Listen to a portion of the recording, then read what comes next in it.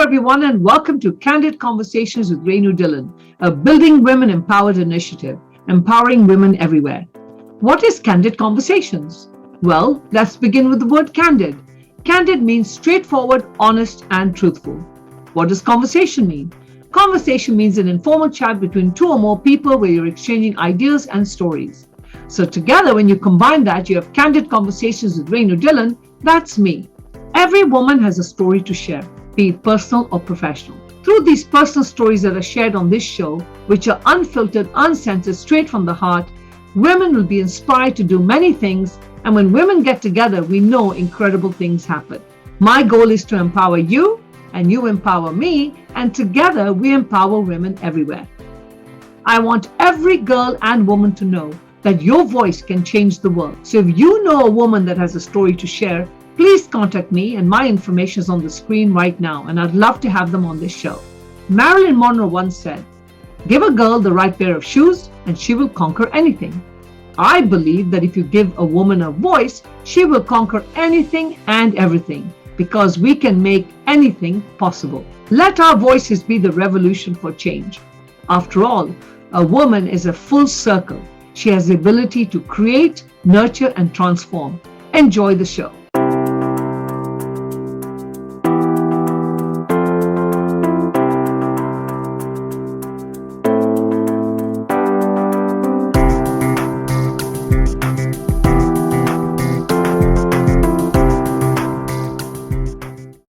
Our guest on today's show is Ranjeeta Pabla.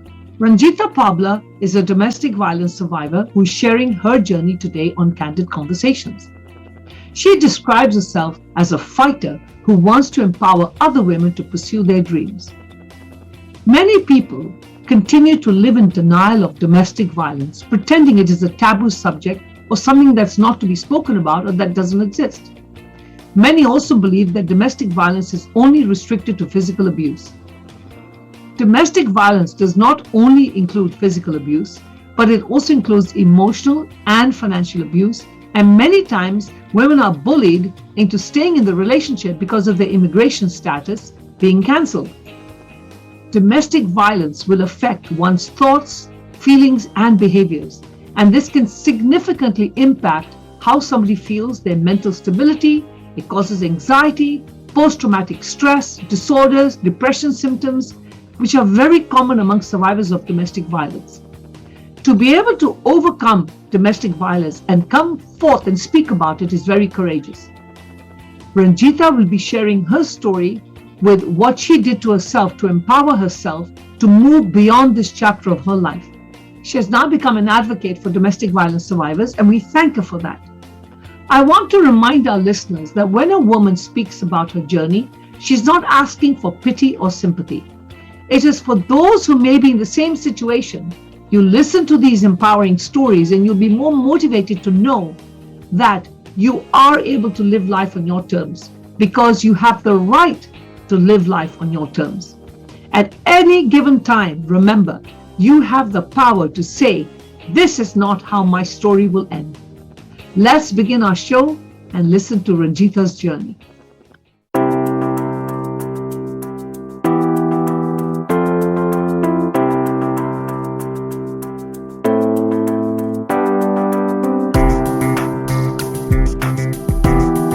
Welcome, Ranjeeta. Welcome to Candid Conversations. How are you?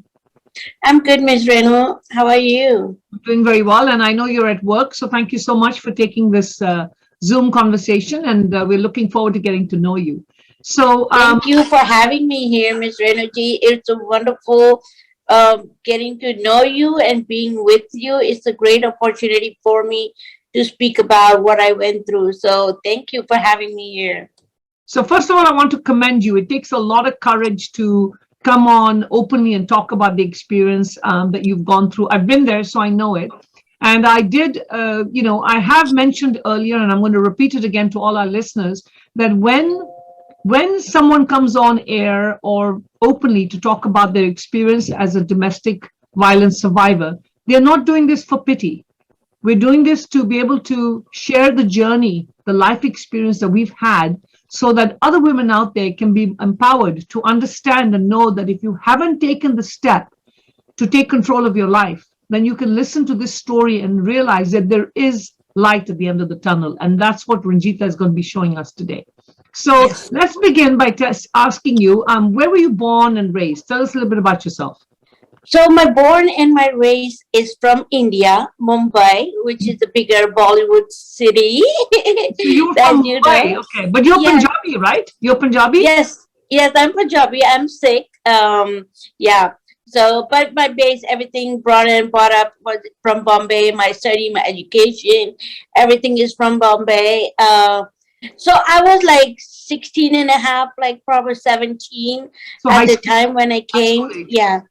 Mm-hmm. How was that transition? It's very difficult when you come from any country, and especially India, and you come here right into high school. High school can be pretty unforgiving sometimes to new faces. Because you already have Yes. groups formed. Yeah. Yeah. So it was pretty easy for me because as you know, Bombay is like really big, and speaking the language is not a problem, Mhm. which I adapted like really quick, like a snap. It was easy for me over here when I came in, not a So where did problem. you move when you came here? Which city did you move to? I moved to Yuba City. Okay, Yuba City. Okay, so very Yuba much with City. the Punjabis as well. A lot of Punjabis over Yes. there already. Yeah. Yes. So at 16, you came here. You went into high school, right? Then you continued with high school. So I did not do any schooling over here, but Okay. I did go back and finished my graduation and everything over there. Where in India? In India, yes. Okay, so I well, did you go didn't back. come. Okay, I see what you mean. Yeah, So your because family I came have an here. elder sister. Okay, so your family came here, but you went back to continue. Yeah, but I had like older sister who was left back due Mhm. to the immigration process. Right. So my mom was like, "No, I want you to finish your education. Let's go finish your education, and then you can come back and do what you need to." Okay. So I went back, finished my education, finished my 15th over there, and then came back over here. So then, how old were you when you got married? I was 26 years old when I got married. And Yeah. was it an arranged marriage or was it a love marriage? It was an arranged marriage. Okay. It was an arranged Did you get a marriage. chance to get to know the person or not really?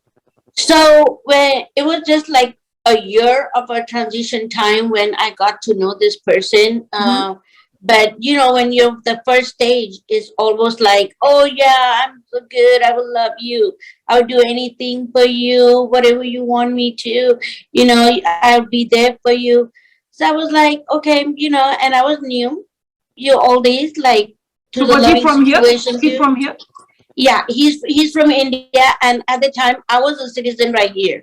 Okay, so he wasn't a citizen here. You were the citizen No, here and he was from I am the India. citizen. Yes. So So it did you was go all for immigration thing that he was so did using you go me. back to India to meet him? Or did you come? Yes. You went to, okay, all Yes. right. Yeah. So then here you are, 1 year, and you get married, and then did you have any happy moments with him at all, or was he? I mean, tell us a little bit about what happened in the marriage. So the first half of 1 year was pretty good, because he just like, okay, I'll do anything for you, right? But the second half, when he knew that his conditional green card is getting over and he needed me to sign the paperwork, he was like, oh, why aren't you signing my papers and blah, blah, blah. I'm like, I didn't knew that you had conditional green card because you never showed me your green card. So let me ask you for a second. Did you sponsor his green card, or did you already have one? Yes. So you No. sponsored it. Okay. Yes, I sponsored everything. I even paid for all the immigration process till he comes over here. I paid for all the paperwork. He never paid nothing, $0 that he paid from his pockets. So did he work when he came here? Did he work? Yes. Like when you first start, you have to have like a work experience. Mhm. He didn't have no experience. He had experience from India.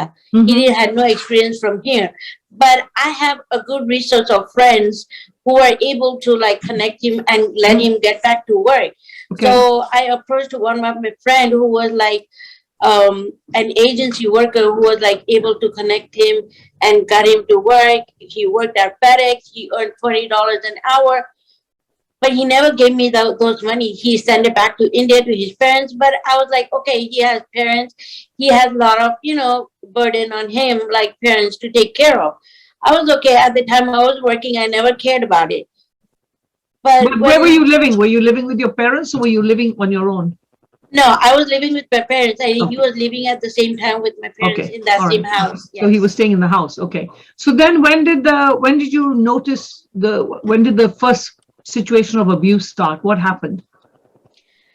Is after my pregnancy, you know, when my pregnancy, and he went to India, he left me alone over here during my pregnancy.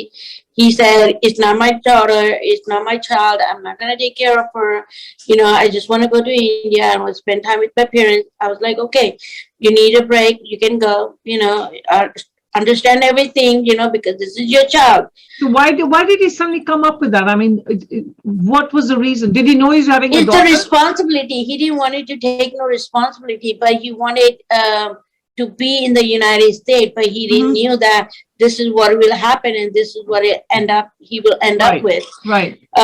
He just wanted to get away from it, and I was like, okay, you know, this is what you want. You want space right now? Go ahead, take a space. He went back to India, and then what happened? Then he came when my 9 months was over. He came back, and he came like one day before my pregnancy. Oh, so let me stop you for a second here. Well, did he abuse you before you went to India? Ever abused you physically? No, it was more of a emotional torture, emotionally, mentally. It was more of that. And I even heard him talking to a girl over the phone from India, and he was more lean toward that girl. And I even saw pictures of that girl in his phone and everything, but I never cared. I was like, maybe it could be somebody like a friend or somebody, you know. I never judged him. So he comes here one day before the baby, one day before the baby is born. Okay. One day before the baby is born, and he was okay for a little while, but then he started his abuse. Like as soon as my baby is home, my mom, due to the medical reason, she was in the hospital, and he was supposed to take care. He didn't want to take care. He just wanted to go earn money and send the money to India and not provide it to me or my daughter, telling me that why are you in my life? You know, you guys are not supposed to. You guys are giving me a lot of trauma. And he was staying at your parents' house still. He was still at your parents' house. Yeah, still at my parents' house, and it was behind the closed doors, like in the room where my parents couldn't hear what is going on. And I never told my parents because my parents were like really trusting me to come up to them and letting them know, like, okay, this is what is going on. But my parents never came inside the room and asked, like, hey, what is going on? Like, what is he doing to you? You know, like, even so like you were working at the me. time as well? Were you also working and earning? The whole 8 months of my pregnancy, I worked because he was not there to provide. So he comes back, he continues with his work, he's staying at your parents' house. Did you, and it was, so he never physically hit you, he was more emotional, I don't want to be with you, no financial money, no support. That's what he was going through. So when did you realize, so who was the first person to say, I've had enough and that's it, I'm out of it? Did he leave or did you leave? The thing was, he took me away from my parents. Okay, and he took me to his friend's house. Okay. And the friend was like a work friend that he took me to, and my parents was like, okay, if he wants to move out with you and go somewhere else to, you know, build your relationship, go ahead, you know. And my parents supported me, and I was like, okay, I moved out. He took me, one night was okay, the second night was, the third night he got really escalated, and he's like, are you going to sign my paper? I said, I already signed the paperwork. It's in the immigration process, and it will be done, and you'll get your immigration stuff. So when did you have enough? When did you say this is it, enough? The third night, he was like having a argument on the stuff where I have to change my daughter's diaper, and he didn't want to give the money. And I was like, I just have one diaper left, and we need more diapers for the baby, you know, and I don't know how I'm going to get it. So I was like trying to use that last diaper. He's like, use the one where she peed and use it over and over again. I'm like, no. He escalated that, a little stuff that he escalated more. And that's when he slapped me, and I was crying, and I was like speaking a little bit louder in voice to tell him that this is not right for a child. Mhm. He didn't want to listen to me. He just like kept on screaming, screaming, me screaming, her, him screaming. The kid woke up from the sleep and the kid started crying. He slapped my child, which is like only 5 months old. Oh my He God. slapped my child on the face, which was like, I'm done. I was done at that time. I was like, no, you can say to me, you can torture me, you can do anything to me, but not my child. Do not raise hands on my child. That was the last thing. And I told him, you know what? This is the last thing you could have done. Child's face was swollen. It was all red. Why did you And not call the cops? Why did you not report him? because I was not I was so unaware about all the resources around Okay. at Okay. that time. I Mhm. didn't knew nothing about even how to reach to a shelter to Mhm. provide, get the Did you shelter. call your parents? Did you call your parents? No, at that moment I was so ashamed to Mhm. even go to my parents back, thinking that what are my parents gonna think, like, okay, why are you back or anything. I was just feeling ashamed. So I just sat in the parking lot the whole night, in the parking lot with my child, in the cold. He never called me once. He never So then called what me did you do? once to check on me, to check on the child even. And that's when I made the decision. I was like, you know what? I'm done. I'm done. I'm not gonna go back to the person who doesn't care. At least for my child, doesn't care about me. That's okay. You're doing something to my child, which will be the end of the day. My It was, parents never had it. My yeah. parents never did anything like that. Even if my dad was like alcoholic, but he never did that. He never did that. They're still together. It's been 40 years. They're still together, good relationship. I've never seen an abusive relationship like this, what I went through. And there's nobody in my family who has been through a divorce, but this is the first one I went through, So which was what really did you do bad. when you woke up in the morning in the car? What did you do then? Uh, I received a call from my sister from India. She Mm-hmm. had like, I think the instinct, the bond between me and her. She called me and she was like, "Hey, where are you? I was just thinking about you, and dad told me that you walked to the house with him and blah, blah, blah. And where are you?" I'm like, "I'm in the parking lot sitting, and this is what happened last night." She's like, "You know what? Go to mom and dad." As I'm talking to her, my parents are calling me right away. They had the instinct, I think, too, the parents' instinct. And I said, "Okay, I'm going to pick up mom, dad's phone too." I picked up their phone too. I'm talking to all three of them. My dad is like, "You know what, baby, we don't need anything else. You had it enough. Come back.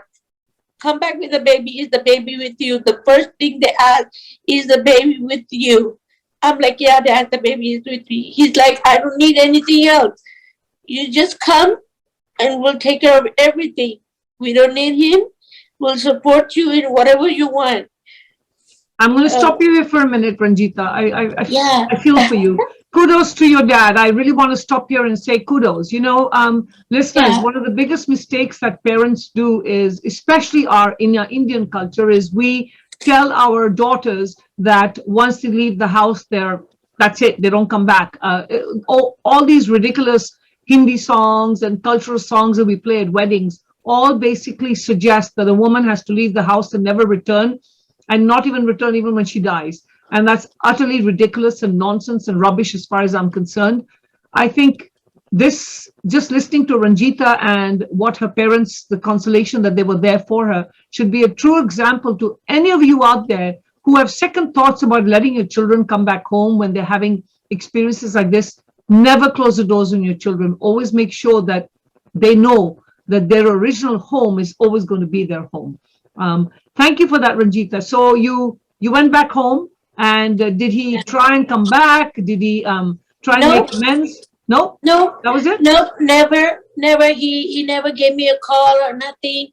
The only time he gave me a call because he wanted his clothes back. And I was like, okay, I will give you a clothes bag. And I met him in one of the parking lot and I asked him, so what's your verdict? What do you want? He's like, I don't want to live with you no more. I'm like, so what's the reason? He's like, just, I don't want to leave it because I knew his plan. I knew what he was thinking because he wanted to go back to that person, the So did he get a relationship that green he card? already has. Did you finish his green card process or did you stop it? No, I think it was already in the process and it Already in was the process. already finished. Yeah, because I So were already you, signed that. did you ever have to go through a formal divorce or was this only an Indian marriage? You probably had a civil marriage, right? Yes, yes. So you That went through the whole divorce process. yes, But yes. you're I very went. fortunate he didn't want to have the child or anything. You get to keep your baby because one of the biggest problems in a divorce when they're kids is that the kids get dragged into the divorce and, there's always one parent that's fighting for the Yeah. child. So So now it's been 5 years. 5 years. So your daughter is 5 years old? Yes. That's wonderful. Yes. And so you're still based in Yuba City, right? You're still based. Yes. Okay. So now I know that you have gone and become so first of all, hats off to you. Hats off. Thank you. Many women would not have the courage to do what you did. Many women would have probably gone into the parking lot and gone back home because of the fear of the unknown, the fear of how am I going to raise my child. So you're very lucky that you have the loving support of your parents, but most importantly, you have the courage for yourself. So hats off to you, and I think you've set a very good example for your daughter. So wonderful. So my question is, the divorce is all done, and you've become an advocate now for domestic violence. Tell us what you do now, and how did you? I mean, this is a tough thing to go through. You go to India, you marry somebody, you bring them back. We all have the vision of being happy and happily married. I mean, which girl doesn't want to be happily married, right? Especially with all these silly movies that we watch. That it's always a happy Yeah. ending, you fall in love, and all these silly songs that we listen to. I've been there, so I know it's heart-wrenching to see that your whole life just collapses in front of you, but now you have a new responsibility in your life, your daughter. So how did you get your confidence back to say, you know what, I'm going to do this and I'm going to continue to grow, and I'm also going to help other women? How did you get that confidence? Women never know how to start. So my whole confidence comes from my mom. Kudos, mom. Yes, my mom, because my mom always supported me, no matter what. Um, she never said, "No, I'm not gonna support you," or "I'm not gonna be behind you to even raise the kid." She said, "You know what? Go, do what you gotta do. Be something. You know, and like just raise your daughter, but at least be something and show him that you know what, I don't need you, I don't need a man to raise a child. Just go there and be something." And that's what I was like, okay. And this opportunity working right here as Where an are you working? Tell advocate, everybody where you're working right now. I work at Casa de Esperanza, which is a Okay. non-profit organization who helps the victim of domestic violence, sexual assault, child abuse, human trafficking. And What do you do there? I'm an advocate, a counselor, and pretty soon I'll be starting a group for just for the women who are the victims of domestic violence, just an arts and craft group. Yeah. So And how long have you been the, doing this for? this one now is going to be 3 years, the whole Wonderful. 3 years. Wonderful. So, Yes. a lot of people think that domestic violence is, something that we don't want to talk about. They don't think it exists. It's fabricated. What is your message out to people out there who think or want to turn a blind eye towards domestic violence? Like, it doesn't exist. I don't even want to talk about it. What's your message to them? So the first of all, a lot of the people like they think like domestic violence is just being physical. Yeah. No, it could be emotional, mental, psychological, financial. It could be a lot of different things. You just Correct. have to talk to somebody and tell somebody this is what is going on, and somebody who needs to be like really professional, or somebody needs to be a good listener to listen to you and say like, oh no, you are going through something and you need to talk to somebody about it and seek help. Right. you know Absolutely. and there is like a lot of resources out there. Look in your community, wherever you are, seek that help, call law enforcement. The best thing that you can do is when you go through an abuse is call the law enforcement. Don't think about Absolutely. the next step. The next step comes later. But think about the situation that going on at that moment. You have to think about that. And As long as especially, I you mean, make that whether you report. have kids or not, and especially when you have children and somebody's abusing your children, there's Yes. no excuse for that. There's no excuse for hitting, period, but there's no excuse for going to that level. Absolutely. Yes. Um, I'm really touched to listen to your story, Ranjita. I relate to it a lot. You had more courage than me. Let me tell you, you had more courage than me. I never. It took me almost 4.5 years to make a decision of that I had to do this. But even then, I didn't have the courage as you had. So hats off to you. I really wish you and your daughter the very best. And the fact that you can actually continue in the same field, having gone through this experience, I'm sure gives you a different way of understanding women and where they're coming from. So, It one empowers me, Miss Renuji. It really empowers me listening to the other women going through it and me helping them and being the servant of the God. It really helps me thinking that, you know what, there was nobody for me, but at least I'm there for somebody to help somebody and bring somebody out of this situation. Not judging them. A lot of people will be like judging them. And that's what our community does is judge.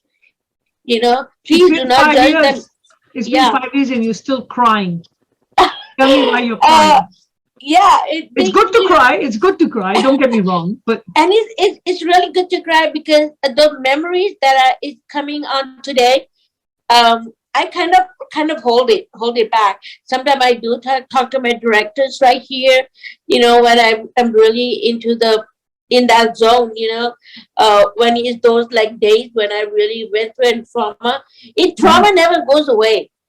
Even if you think about, oh, you know what, you can go to a therapist or you can go to a counselor, and the trauma is still gonna stay because but it's. you heal. I mean, you can never forget what happens, But you but you can can make heal. sure Yes. it never repeats again. You can hopefully Yes. learn from this and say, I always tell people the first time it happens to you, you didn't know it was going to happen, so it's not your fault.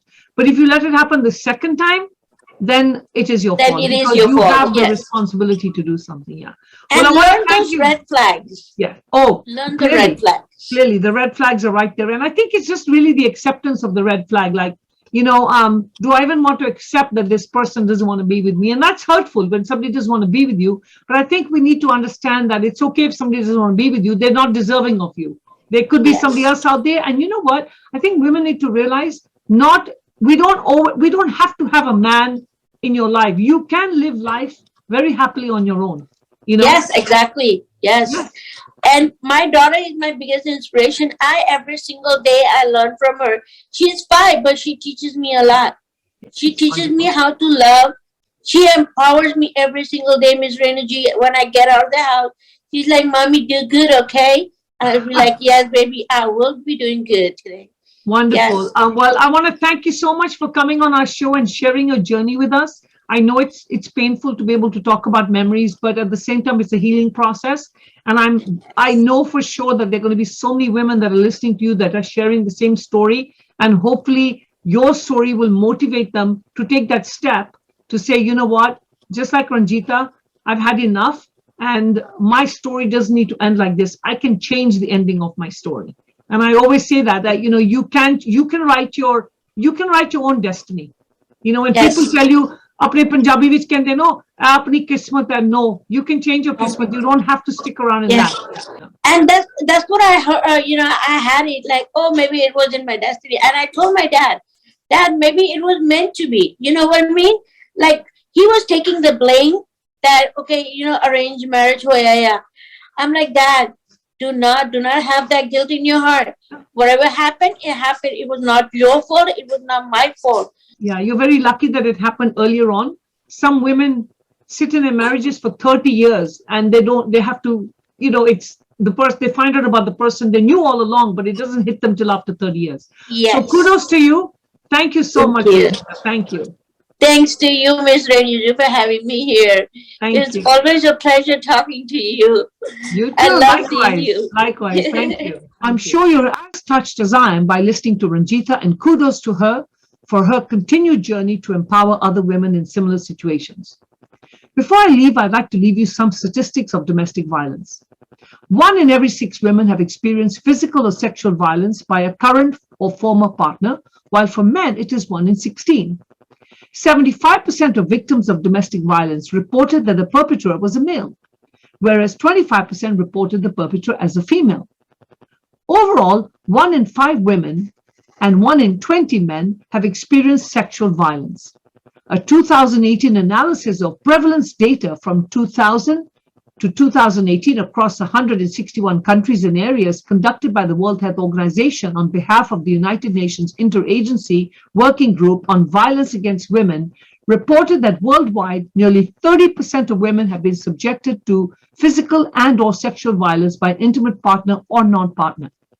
It is estimated that more than 10 million people experience domestic violence in the United States each year. The 10 states with the highest rate of females murdered by males as of 2010 were Nevada, South Carolina, Tennessee, Louisiana, Virginia, Texas, New Mexico, Hawaii, and Georgia. According to the American Journal of Emergency Medicine, domestic violence cases increased by 33% globally during COVID in 2020. So if you or someone you know is in a situation that is unsafe, please contact the National Domestic Violence Hotline, and the number's on the screen right now. I will leave you with this quote by Jude Gibbs. Grief does not demand pity. It requests acknowledgement. Thank you, and see you next week. प्यारी माँ मम्मा हो माँ मेरी माँ प्यारी माँ मम्मा हाथों की लकीरें बदल जाएंगी गम की ये जंजीरें पिघल जाएंगी